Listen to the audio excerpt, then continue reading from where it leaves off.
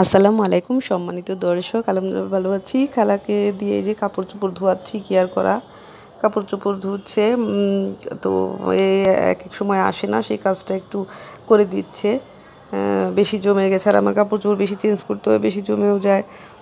তো এই যে কলমি শাক ভাজছি, আর তার সাথে এক সাইডে ধনেপাতার কলমি শাক দিয়ে ভর্তা করব, একসাথেই দিয়ে দিব।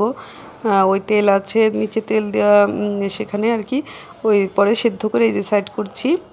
পরে সেদ্ধ করে ধনেপাতা কলমি শাক কিছুটা ভর্তা করব, আর কলমি শাক শুধু ভাজি করব। চিংড়ি মাছ আছে, দিব না, যেহেতু একটু অ্যালার্জিক প্রবলেমে ভুগছি, এজন্য একটু অ্যালার্জিক প্রবলেম হচ্ছে। তো এই তো সবাই ভালো আছেন নিশ্চয়ই।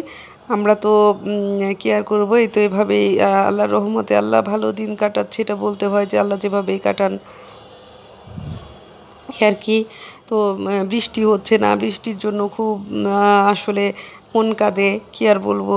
বৃষ্টিটা একটু মানে একটু মানে ঝপঝপিয়ে নামতে পারে, আমরা মানিকগঞ্জের ভাষায় বলি ঝপঝপিয়ে নামুক, ঝপঝপিয়ে ঝপঝপিয়ে নামলে তো খুব ভালো হয়। রিমঝিম রিমঝিম বৃষ্টির শব্দ খুব সুন্দর লাগে, অবশ্য টিনের চালে বেশি ভালো লাগে সেটা। এই তো কি পেঁয়াজ টেয়াজ দিয়ে একবারে আমি শাক কিন্তু বসিয়ে দিয়েছি। আবার যে ভর্তা ধনেপাতা আর কলমি শাক কিছুটা ভর্তা করব, অল্প কলমি শাক নেব ধনেপাতার সাথে, আর কলমি শাক তো ভাজি করব। আনাম রসুন একদম ধুয়ে উপরের মানে খোসাটা ছাড়িয়ে তারপর বসিয়ে দিয়েছি, যে সাইডে দেখতে পাচ্ছেন। রসুন যে আমার কাছে এত ভালো লাগে বিশ্বাস করেন, মানে আমার কাছে রসুনের যে সসটা ওটাও মানে খুব ভালো লাগে, অনেক ভালো লাগে। এই তো এখন মানে ওইটা ঢেকে দিচ্ছি, করছি। মানে একটা জিনিস রান্না করতে আসলে গৃহিণীদের কিন্তু দেখবেন মানে অনেক সময় লাগে। এক হাতে রান্না করা, একা কুটা বাছা, মানে কুটে দিয়েছে অবশ্য আমাকে আরেক খালা। তো সেই খালাটা আগেও ছিল, তো এখন আসতে চায় আমার এখানে। আর এটাও মানে বলে মুখে যে ছেড়ে দেব, কিন্তু ছাড়তে চায় না। এটা একটা কি আর বলবো, অঘটন ঘটিয়েছে কয়েকটা। মানে আমি পরে ধরা খেয়ে পরে নিজেই নিজেই মানে কেমন জানি আবল তাবল হয়ে গেছে। পরে নিজেই মেজাজ একা একা খারাপ করে, নিজেই আবার ঠিক হয়ে যায়। এই আর কি, ধরা পড়ে গেছে এই আর কি।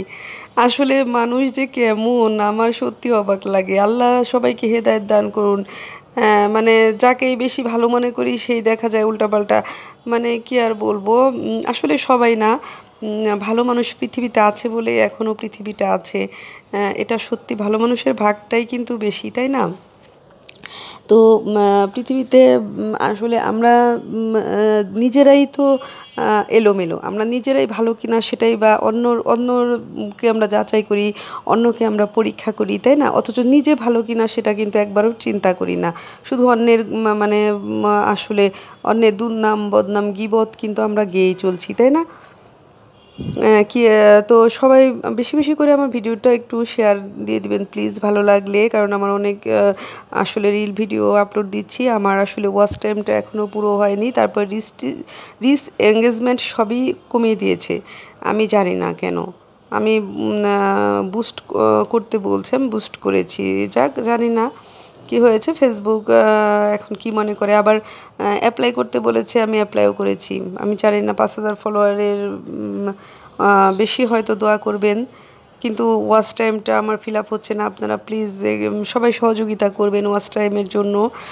তো ওয়াচ টাইমটা ফিল আপ কীভাবে হবে একটু প্লিজ মানে বুদ্ধি দিবেন, জানাবেন। ওয়াচ টাইমটা কীভাবে পূরণ করব? 60,000 মিনিট আমার তো অনেক কম ওয়াচ টাইম, হয়তো 17,000 প্লাস দেখলাম, 17,000 প্লাস আর কি, 17 প্লাস।